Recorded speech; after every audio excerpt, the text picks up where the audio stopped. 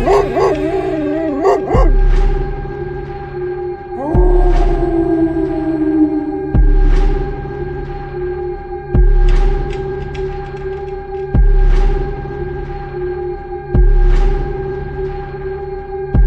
Story with RS के तमाम सुनने वालों को मेरा सलाम। उम्मीद करती हूँ कि आप खैरियत से होंगे।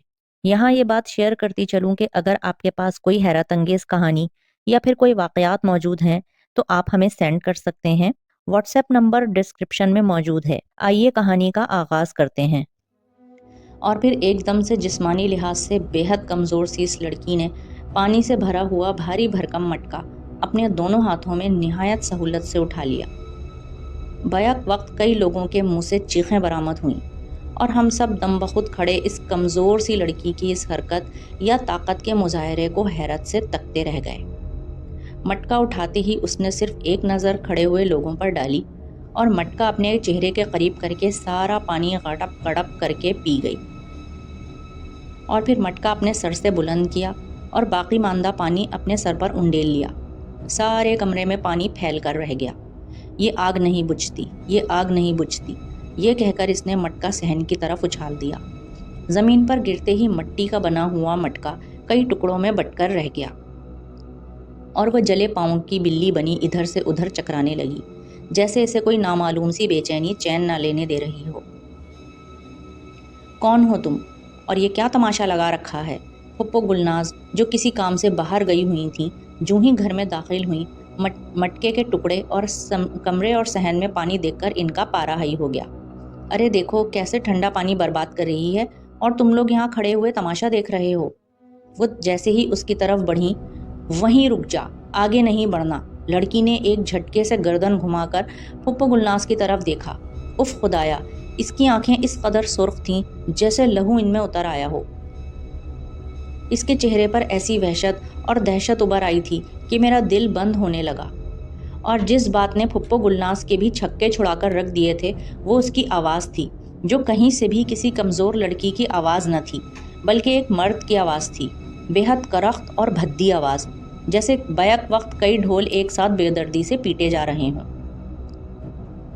हटो हटो, रास्ता बनाती हुई एक अधेड़ उम्र की औरत आई और तेज़ी से इस लड़की की तरफ लपकी। मासी रशीदा, ये क्या तुम्हारी बेटी है? क्या हुआ है इसे? फुप्पो गुलनाज की नागवारी हमदर्दी में तब्दील हो गई। माफ़ी चाहती हूँ जी, इस पर हिसाब आता है तो ये ऐसी ही हरकतें करने लगती है। इसे किसी भी बात का होश नहीं रहता कि ये क्या कर रही है। अभी इसे आराम दिलाती हूँ। मासी रशीदा ने झटपट दुपट्टे का पल्लू खोला और 2 रुपए के सिक्के के बराबर एक चांदी का सिक्का निकालकर इसके तालू पर रख दिया और अपनी हथेली से सिक्के पर दबाव डालकर खड़ी रही। चंद ही लम्हात गुजरे थे कि लड़की पर चांदी के सिक्के का असर शुरू हो गया और इसकी आंखें इस तरह बोझल होने लगीं जैसे इस पर गुनूदगी तारी होने लगी हो, और फिर वो वाकई मासी रशीदा के दूसरे बाजू में झूल कर रह गई। इस अजीबो गरीब वाक़े ने मेरे अंदर की मुसन्निफ़ा को बेहद बेचैन और बेकरार करके रख दिया था। मैं मासी रशीदा से इसकी बेटी को लाहक बीमारी के बारे में दरियाफ्त करना चाहती थी, और सबसे ज़्यादा तजस्सुस तो इस बीमारी के नाम में पोशीदा था, हिसाब। ये एक ऐसा नाम था जो आज से पहले मैंने कभी नहीं सुना था, ना ही इसके इस कदर उलझे हुए हिसाब में कभी किसी को मुब्तला देखा था। मासी रशीदा ने मेरे बेहद इसरार पर अपनी दुख भरी कहानी बयान करने की इब्तिदा की। मेरा बाप कासू हीरोइन के नशे का आदी था और मेरी माँ एक बदकिरदार औरत थी। मेरी माँ के किसी वाकिफ़कार ने मुझे उसके साथ जाते हुए देख लिया, लेकिन वो मुझसे शादी का ख्वाहिशमंद नहीं था। उसने मेरी माँ से मेरे बदले रकम मांगी, लेकिन वो मुझसे शादी का ख्वाहिशमंद नहीं था। इसी दौरान मेरी माँ चल बसी और वो मुझे जिस दलदल में धकेल गई थी, इस दलदल से मुझे निकालने वाला कोई एक भी सहारा न था। इससे पहले कि बुराई का वो दलदल मुझे मुकम्मल तौर पर अपने अंदर जज़्ब कर लेता, नजीबुल्लाह उम्मीद की किरण बनकर नमूदार हुआ। नजीबुल्लाह एक बेहद नेक, शरीफ, नमाजी और परहेजगार शख्स था। एक दिन वो मेरे गरीब खाने पर तशरीफ़ फरमा हुए। मैं इन्हें देखकर हैरान और परेशान सी हो उठी। वो मुझे बुराइयों से दूर रहने की तलकीन करते रहे, और ख़ास तौर पर मैं जिस बुराई में मुब्तला थी, दुनिया और आखिरत में इस बुराई के नुकसानात से मुझे आगाह करते रहे। बाद में मुझे इल्म हुआ कि मोहल्ले के खबीस मर्दों ने इन्हें जानबूझकर मेरे पास भेजा था। ان سب نے نجیب اللہ کو یہ بتایا تھا کہ برائی کی جڑ میری ہی ہستی ہے، لہٰذا وہ مجھے راہ راست پر لانے کے لیے کئی دنوں تک میرے گھر آتے رہے۔ ہاں، میں ایک بری عورت ہوں، اسی لیے کوئی مرد مجھ سے شادی نہیں کرتا، حالانکہ بہتے پانی میں اپنے گندے ہاتھ سبھی دھو رہے ہیں۔ ہاتھوں کا میل پانی کو گندا کر رہا ہے، یہ کسی کو دکھائی نہیں دیتا، لیکن پانی کی گندگی ہر زبان کا فسانہ بنی ہوئی ہے۔ اگر آپ کو برائی ختم کرنے کا اتنا ہی شوق چڑھا ہے تو آپ مجھ سے نکاح کر لیجئے۔ نجیب اللہ بھی نکاح کا سن کر اسی طرح بھاگ کھڑے ہوں گے کہ کبھی خواب میں بھی ادھر کا رخ نہیں کریں گے، لیکن وہ دوسرے ہی دن قاضی اور گواہوں کے ہمراہ دوبارہ آن دھمکے اور مجھ سے نکاح کر لیا۔ بعد میں انہوں نے مجھے بتایا کہ وہ پہلے سے شادی شدہ ہیں اور 2 بیٹوں اور 2 بیٹیوں کے باپ ہیں۔ بہرحال وہ مجھے اپنے گھر لے آئے۔ مجھ جیسی عورت سے نکاح کرنے پر انہیں اپنے خاندان والوں کی کتنی تلخ باتیں اور تانے اور ناراضگیاں مول لینی پڑیں، یہ ایک الگ ہی کہانی ہے۔ مختصر یہ کہ ایک سال بعد میں نے نجیب اللہ کی بیٹی کلثوم کو جنم دیا، لیکن میری کلثوم میں وہ بات نہ تھی جو نجیب اللہ کی دونوں بیٹیوں ہیرا اور حوریہ میں تھیں۔ ہیرا اور حوریہ حسن و جمال میں آسمان سے اتری ہوئی حوریں دکھائی دیتی تھیں، جبکہ میری کلثوم بہت ہی معمولی نین نقش کی سانولی سی لڑکی تھی۔ وہ بدمزاج اور ضدی بھی انتہائی درجے کی تھی، لیکن چونکہ میری بیٹی تھی اور مجھے حوریہ اور ہیرا سے بڑھ کر حسین دکھائی دیتی تھی۔ نجیب اللہ کے ماں باپ اور 2 بڑے بھائی لاہور شہر میں رہتے تھے، خاص موقعوں پر آنا جانا ہوتا تھا۔ البتہ نجیب اللہ کے سب سے بڑے بھائی مجیب اللہ کا سب سے بڑا بیٹا شمائل نجیب اللہ کے ہاں ہی ڈیرہ جمائے رکھتا تھا۔ مجھے یہ کہنے میں کوئی عار نہیں کہ اللہ نے خوبصورتی کی دولت سے نجیب اللہ اور اس کے خاندان کے بچے بچے کو دل کھول کر نوازا تھا۔ شمائل بھی بے حد خوبصورت لڑکا تھا، وقت کا پرندہ مہوے پرواز رہا، دیکھتے ہی دیکھتے بچوں نے جوانی کی دہلیز پر قدم رکھ دیے۔ مجھے افسوس ہوتا یہ دیکھ کر کہ جوانی بھی کلثوم کو پرکشش نہ بنا سکی۔ اپنی سوکھی سڑیلی مریل سی بیٹی کو دیکھ دیکھ کر پریشان ہوتی رہتی۔ غیر محسوس طور پر میرے دل میں ہیرا اور حوریہ کے لیے نفرت کی چنگاریاں سلگ اٹھیں، حالانکہ وہ دونوں بہت ہی پیاری، باادب اور تمیزدار بچیاں تھیں۔ مجھے چھوٹی ماں کہا کرتی تھیں اور میری ضرورتوں اور آرام کا خیال اپنی سگی ماں کی طرح ہی رکھا کرتی تھیں، لیکن جانے کیوں میرے دل میں سر اٹھاتی نفرت دن بدن بڑھتی ہی جا رہی تھی۔ میں نے اپنی ایک پرانی سہیلی رضیہ، جو کبھی کبھار مجھ سے ملنے آ جایا کرتی تھی، اس کے سامنے کلثوم کا مسئلہ رکھ دیا۔ تیرا مسئلہ پیر لاڈلا ہی حل کر سکتا ہے، اس نے مجھے نئی راہ دکھائی۔ اب سوچتی ہوں میں سب نہ ہی پوچھتی تو اچھا تھا۔ میں اپنی بیٹی کی محبت میں اندھی ہو کر پیر لاڈلا کے آستانے پر جا پہنچی۔ پیر لاڈلا کلین شیو کا انتہائی خبیث صورت انسان تھا، جس کی بڑی بڑی پھٹی ہوئی آنکھوں سے خباثت اور عیاری نمایاں طور پر رقص کرتی دکھائی دیتی تھی۔ میں نے نہ چاہتے ہوئے بھی پیر لاڈلا کے سامنے اپنا مسئلہ رکھ دیا۔ قصہ مختصر یہ کہ پیر لاڈلا نے مجھے نمک اور چینی کی 2 تھیلیاں دیں اور کہا، اس نمک اور چینی پر ایک عمل کر کے پھونکا گیا ہے، یہ نمک اور چینی اپنی بیٹی کے اوپر سے 7 بار پڑھ کر وار دینا۔ پھر اس نے مجھے کچھ جملے یاد کروائے، جس لڑکی کی صحت تم اپنی بیٹی میں دیکھنا چاہتی ہو، یہ عمل کی ہوئی چینی اور نمک روزانہ مطلوبہ لڑکی کے کھانے اور چائے میں 40 دن تک بلا ناغہ شامل کرتی رہنا، اور کھانا اور چائے مطلوبہ لڑکی کے جسم میں لازمی داخل ہونا چاہیے۔ 40 دن کے اندر ہی تمہاری بیٹی حسین اور خوبصورت ہو جائے گی، اور وہ دوسری لڑکی دن بدن سوکھ کر کانٹا ہو جائے گی اور 40ویں دن مر جائے گی۔ یہ سن کر میرے چہرے پر خوشی کے کئی رنگ بکھر گئے۔ میری نظر انتخاب نجیب اللہ کی بڑی بیٹی ہیرا پر جا ٹھہری، اور میں نصیب و جلی نجیب اللہ کے احسان کو فراموش کیے ہیرا پر عمل کرتی رہی۔ حیرت انگیز طور پر ہیرا کی صحت متاثر ہونے لگی، اور متوازن غذا کے باوجود وہ دن بدن کمزور ہوتی چلی گئی۔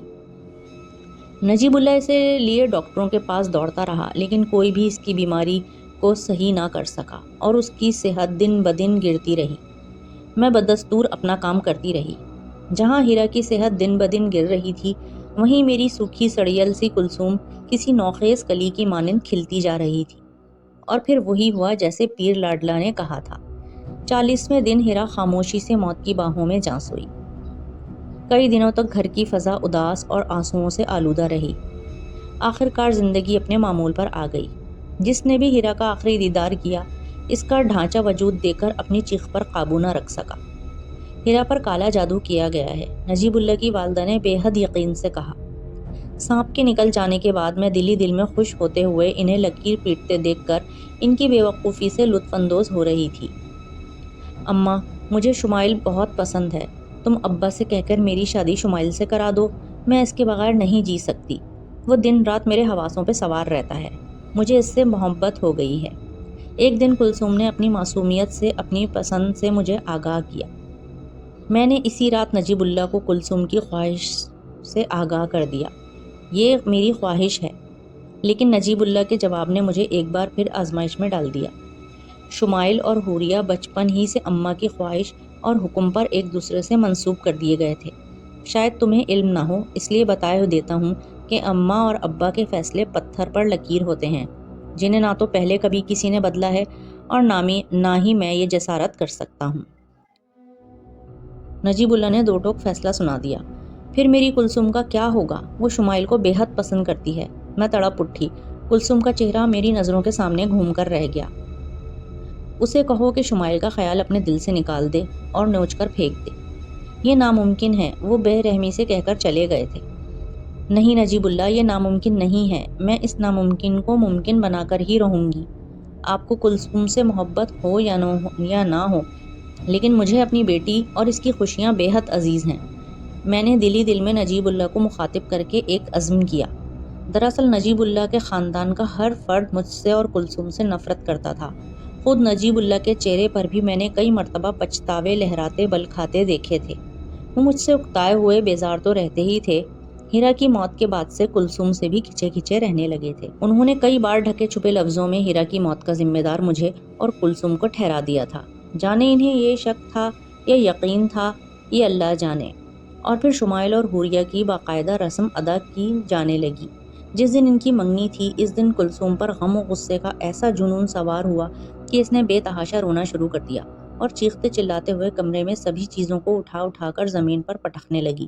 میں شمائل کے بغیر مر جاؤں گی اماں، شمائل صرف میرا ہے۔ یہ کہہ کر اس نے ڈریسنگ کے آئینے میں لوہے کا گلدان مار کر آئینہ ٹکڑے ٹکڑے کر ڈالا اور تیزی سے ٹوٹے ہوئے آئینے کا ایک بڑا سا تکونا ٹکڑا اٹھا کر اپنے پیٹ میں گھونپ دیا۔ میں چیختی ہوئی تیزی سے اس کی طرف بڑھی۔ اس کا خون دیکھ کر میری حالت غیر ہونے لگی۔ وہ میرے جگر کا ٹکڑا تھی، اس کی تڑپ مجھ سے کیسے برداشت ہوتی؟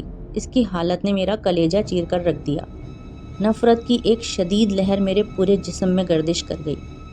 یہ نفرت مجھے نجیب اللہ کی بیٹی حوریہ سے محسوس ہو رہی تھی۔ ڈاکٹروں نے کلثوم کی جان تو بچا لی، لیکن اسے زندہ مردہ کی تصویر بننے سے نہ بچا سکے۔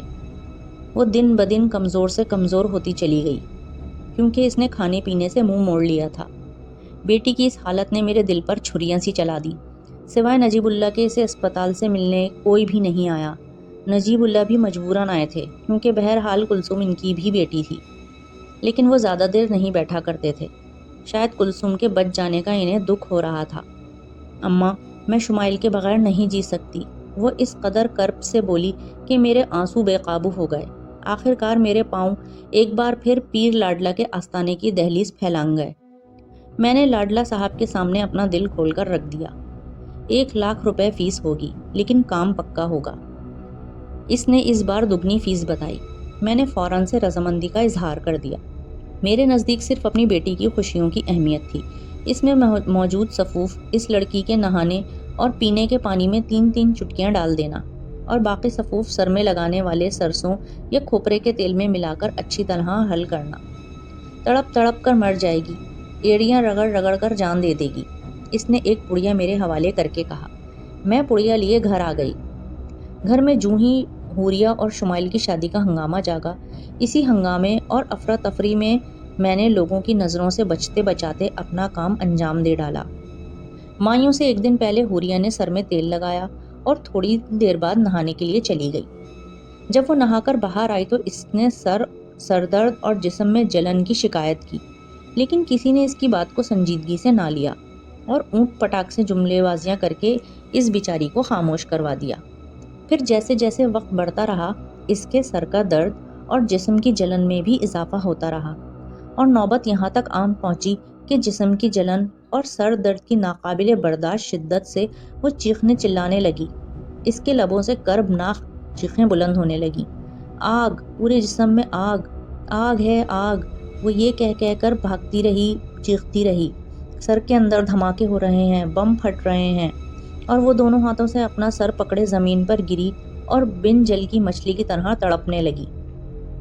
اس کی ماں اور اس کی ہم عمر لڑکیاں اسے قابو کرنے کی ناکام کوشش کرتی رہیں۔ ناکام اس لیے کہ وہ ان کی گرفت سے کسی چکنی مچھلی کی طرح پھسلے جا رہی تھی۔ اف خدایا، میرے دماغ کی رگیں پھٹ گئیں، میرا وجود آگ میں جھلس کر رہ جائے گا۔ وہ اٹھ کر تیزی سے باتھ روم کی جانب لپکی اور شاور کھول کر پانی کے نیچے جو کھڑی ہو گئی جیسے نادیدہ آگ کو بجھا رہی ہو۔ حوریہ کی حالت دیکھ کر سبھی پریشان ہو اٹھے۔ اس کی کرب انگیز چیخوں نے دماغ کے تاروں کو ہلا کر رکھ دیا تھا۔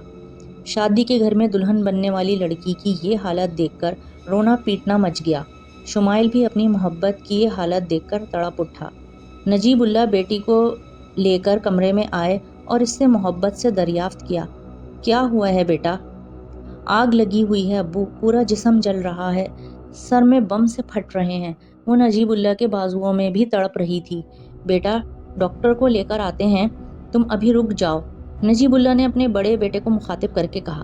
اس سے پہلے کہ بیٹا ان کے حکم کی تعمیل میں فون تک پہنچتا، رک جاؤ کی باروب آواز نے ہر ایک کو اپنی طرف متوجہ کر لیا۔ وہ نجیب اللہ کی والدہ تھیں، جنہیں سب اماں بھی کہا کرتے تھے۔ ہوش کے ناخن لو نجیب اللہ، ایک بیٹی تو کھو چکے ہو، کیا دوسری بیٹی کو بھی کھونا چاہتے ہو؟ اس پر بھی جادو کرایا گیا ہے۔ اماں بی نے جانے کیوں میری طرف ایک نفرت بھری نظر ڈال کر کہا۔ شادی کی وجہ سے نجیب اللہ کا تمام خاندان ان کے گھر میں آن ٹھہرا تھا۔ جادو کا سن کر وہاں موجود ہر فرد کے لبوں سے حیرت انگیز چیخیں نکل کر رہ گئیں اور سرگوشیاں ہونے لگیں۔ ایک واحد میں تھی جو خاموشی سے یہ ساری چیزیں ہوتے ہوئے دیکھ رہی تھی اور دلی دل میں پیر لاڈلا کو دعاؤں سے نواز رہی تھی۔ مجھے اعتراف ہے کہ حوریہ کی حالت قابل رحم تھی، لیکن میرے دل میں رحم نہ جاگا اور نہ ہی مجھے نجیب اللہ کی اس لاڈلی بیٹی سے کوئی ہمدردی محسوس ہو رہی تھی، بلکہ میں زور و شور سے دل میں یہ دعا کر رہی تھی کہ اللہ کرے جلد از جلد اس عذاب سے جان چھوٹ جائے جو میری کلثوم کی خوشیوں کی راہ میں حائل ہے اور بہت بڑی رکاوٹ ہے۔ نجیب اللہ کے والد یعنی بابا نماز پڑھ کر آئے تو انہیں حوریہ کی حالت سے آگاہ کیا گیا۔ چاندی کا سکہ لے کر آؤ، انہوں نے حکم صادر فرمایا۔ شاید چاندی کے سکے گھر میں موجود تھے۔ فوراً سے ایک سکہ حاضر کر دیا گیا۔ انہوں نے آگے بڑھ کر سکہ حوریہ کے سر پر تالو کے مقام پر رکھ دیا اور اپنی ہتھیلی کا دباؤ اس پر ڈال دیا اور دباؤ ڈالے بیٹھے رہے، یہاں تک کہ حوریہ نیند کی وادیوں میں اتر گئی۔ بابا کے حکم پر اگردان میں اگربتیاں سلگا دی گئیں اور بابا ہاتھ میں تسبیح اور قرآن پاک لے کر حوریہ کے برابر میں بیٹھ گئے اور جانے انہوں نے قرآن پاک کی کون سی صورتیں کہاں سے پڑھنی شروع کریں کہ نیند میں ڈوبی ہوئی حوریہ تلملانے لگی۔ اس کے ہاتھوں اور ٹانگوں میں بھی حرکت ہونے لگی، جیسے وہ کسی انجانی قوت کی قید سے نجات حاصل کرنے کو مچل رہی ہو۔ اس کے حسین چہرے پر بھی کرب کے آثار پھیل کر رہ گئے۔ بابا نے کوئی لمبی سی صورت پڑھتے ہوئے جیسے ہی حوریہ کے سر پر دستے شفقت رکھا، اف خدایا، حوریہ کی ناک کے نتنوں سے تیزی سے دھواں نکلنے لگا۔ بابا بدستور تلاوت کرتے رہے اور دھواں بھی بدستور نکلتا رہا۔ صرف مجھ پر ہی کیا منحصر، وہاں موجود ہر شخص بت بنا ہوا یہ منظر تکے جا رہا تھا۔ ہم سب سانس لینا تک بھول چکے تھے۔ شادی کے بعد پہلی بار مجھے بابا کی روحانی طاقت کا علم ہوا۔ اگر بابا ہیرا کے وقت کراچی میں ہوتے تو شاید ہیرا بھی آج زندہ ہوتی۔ بہرحال انہوں نے حوریہ کے وجود میں چھپی بدروح کو ظاہر کرنے پر مجبور کر دیا۔ وہ جوں تلاوت کرتے رہے، ان کا لہجہ بھی بھاری ہوتا رہا۔ اچانک کمرے میں رات کی سی تاریکی پھیل کر رہ گئی اور بادلوں کے گرجنے کی مدھم مدھم آوازیں ابھرنے لگیں۔ پھر اگلے ہی لمحے پورے کمرے میں کسی کی آتی جاتی سانسوں کی ایسی آوازیں ابھرنے لگیں جیسے بھاپ اڑاتا ہوا ریلوے انجن چل پڑا ہو۔ تو نے میری پوتی کو کیوں پکڑا ہے؟ بابا نے غضبناک لہجے میں جانے کس سے پوچھا۔ گہرے اندھیرے کے باعث کوئی کسی کو نہیں دیکھ پا رہا تھا۔ اس لڑکی نے وہ خوشبو اپنے بالوں میں لگائی اور اسی خوشبو والی پانی سے نہایا جو میری کمزوری ہے۔ اسی خوشبو کی وجہ سے پیر لاڈلا نے مجھے اپنا قیدی بنا رکھا ہے اور مجھے یہ حکم دیا ہے کہ میں اس لڑکی پر حاوی ہو کر اسے تڑپا تڑپا کر موت کے منہ میں دھکیل دوں۔ ایک گرجدار آواز نے فرمانبرداری کا ثبوت دیتے ہوئے تمام سچائی بیان کر دی۔ میں تجھ سے یہ نہیں پوچھوں گا کہ تیرا پیر لاڈلے کو ایسا کرنے کے لیے کس نے مجبور کیا۔ ہاں، تجھے حکم ضرور دیتا ہوں کہ اس بچی کو چھوڑ دے اور جہاں تیرا جی چاہتا ہے وہاں چلا جا، نہیں تو میں تجھے جلا کر راکھ کر دوں گا۔ بابا کی غضبناک آواز سنائی دی۔ میں اس لڑکی کے شریر کو چھوڑ رہا ہوں، لیکن میں پیر لاڈلا کے پاس بھی نہیں جاؤں گا۔ آواز کا جواب ختم ہوتے ہی اندھیرے چھٹ گئے اور پورے کمرے میں پھر سے اجالا پھیل کر رہ گیا۔ آپ سب خاموش کیوں کھڑے ہیں؟ امی، امی کیا بات ہے؟ سب مجھے کیوں گھور رہے ہیں؟ حوریہ یہ کہتی ہوئی ایک جھٹکے سے اٹھ بیٹھی۔ ابھی اس نے صرف اتنا ہی کہا تھا کہ میری کلثوم ایک کربناک چیخ مار کر زمین پر جا پڑی اور بے ہوش ہو گئی۔ میں اور دو چار لوگ تیزی سے کلثوم کی طرف لپکے۔ دیکھ لیا نا نجیب اللہ، تمہاری بیٹی پر کسی نے ایک ہندو جن کو حاوی کروایا تھا۔ اماں بی کی آواز اور جملہ پریشانی کے باوجود میں نے سن لیا، اور پھر جس اذیت میں کچھ دیر قبل حوریہ مبتلا تھی، اسی اذیت نے میری کلثوم کو اپنی گرفت میں لے لیا۔ نجیب اللہ کے غصے کے آگے میں نے ہیرا کی موت کا بھی اعتراف کر لیا۔ نجیب اللہ نے اسی وقت مجھے طلاق دے دی اور ہم ماں بیٹی کو اپنے شاندار گھر سے نکال دیا۔ حوریہ اور شمائل کی شادی ہو گئی۔ وہ دن ہے اور آج کا دن ہے۔ میری کلثوم ٹھیک نہیں ہوئی۔ میں نے اس کے علاج پر پیسہ پانی کی طرح بہایا، ڈاکٹروں سے علاج کروایا، حکیموں کے پاس لے کر گئی، پیروں اور فقیروں کے آستانوں کی خاک چھانی، دم درود اور دعائیں، ہر طرح کا علاج کروایا، لیکن اس کی حالت بجائے سنبھلنے کے دن بدن بگڑتی چلی گئی۔ اب تو نوبت یہ آ گئی ہے کہ لوگوں کے گھروں میں کام کر کے اپنا اور اس کا پیٹ بھرتی ہوں۔ نجیب اللہ کے پاس گئی تو انہوں نے بھی نفرت سے منہ پھیر لیا، بس اتنی مہربانی کی کہ چاندی کا سکہ دے دیا، جسے کلثوم کے تالو پر رکھ کر میں وقتی طور پر اس آگ کو ٹھنڈا کرنے میں کامیاب ہو جاتی ہوں۔ چاندی ٹھنڈی ہوتی ہے نا، اسی لیے آگ بھی تھوڑی دیر کے لیے ٹھنڈی پڑ جاتی ہے۔ ماسی رشیدہ نے دکھ اور کرب سے کہا۔ آپ نے پیر لاڈلا سے رجوع نہیں کیا؟ پیر لاڈلا تو برے علم کرنے والا جعلی پیر ثابت ہوا۔ وہ معصوم لوگوں کو بے وقوف بنا کر لوٹنے کے علاوہ اور بھی کئی جرائم میں ملوث تھا۔ جوں ہی اس کے خلاف ثبوت ہاتھ آئے، پولیس نے اس کو دھر لیا۔ وہ بخت ہندو جن ایسا میری کلثوم پر قابض ہوا کہ اسے جینے ہی نہیں دے رہا۔ میری بیٹی بہت اذیت اٹھا رہی ہے۔ وہ بدبخت حساب اس کی جان ہی نہیں چھوڑتا ہے۔ ماسی رشیدہ یہ کہہ کر رونے لگی۔ میں نے انہیں تسلی دینے کے لیے اپنے لبوں کو حرکت ہی دی تھی کہ اماں، کلثوم کہتی ہوئی اس طرح ہڑبڑا کر اٹھ بیٹھی جیسے کوئی بچہ خواب سے ڈر کر اٹھ بیٹھتا ہے۔ اماں، اماں آگ بھڑک رہی ہے، مجھے بتاؤ اماں، یہ آگ کیسے بجھے گی؟ یہ آگ پانی سے تو نہیں بجھتی، میرا پورا وجود جل رہا ہے اماں، اماں میں کیا کروں؟ میں کیسے اس آگ کو بجھاؤں؟ وہ اٹھ کر کھڑی ہو گئی اور اس طرح مچلنے لگی جیسے واقعی کسی آگ سے اپنے آپ کو بچا رہی ہو۔ اف اللہ، آگ نے میرے پاؤں کے تلوے چھو لیے ہیں، اماں مجھے بچاؤ اماں، آگ میرے تالو تک پہنچ چکی ہے۔ وہ انہی الٹے سیدھے جملوں کا ورد کرتی ایک بار پھر جلے پاؤں کی بلی بن گئی۔ اب تو اس آگ کو آگ ہی ٹھنڈا کرے گی، وہ یہ کہتے ہوئے کمان سے نکلے تیر کی طرح باہر کی طرف بھاگی۔ ماسی رشیدہ بھی کلثوم کلثوم کہتی اس کے پیچھے لپکی۔ ہم سب دکھ کا اظہار کیے یہی سوچ رہے تھے، جانے کلثوم کس کرب سے زندگی گزار رہی تھی اور وہ کیسی آگ تھی جو ہمیں دکھائی نہ دے رہی تھی، لیکن جس نے کلثوم کو اپنی لپیٹ میں لے رکھا تھا۔ ماسی رشیدہ کے برے اعمال آگ بن کر اس کی بیٹی کے وجود سے لپٹ کر رہ گئے تھے۔ یہ دراصل ماسی رشیدہ کو قدرت نے سزا دی ہے۔ نہ وہ نجیب اللہ کی نیک اور فرمانبردار بیٹیوں کے ساتھ برائی کرتی اور نہ ہی وہ برائیاں آگ بن کر اس کی اپنی بیٹی کو لپیٹ میں لے لیتی۔ یہ حساب وغیرہ کچھ بھی نہیں ہے، بس قدرت نے ماسی رشیدہ کے ساتھ اپنا حساب کھرا کر رکھا ہے۔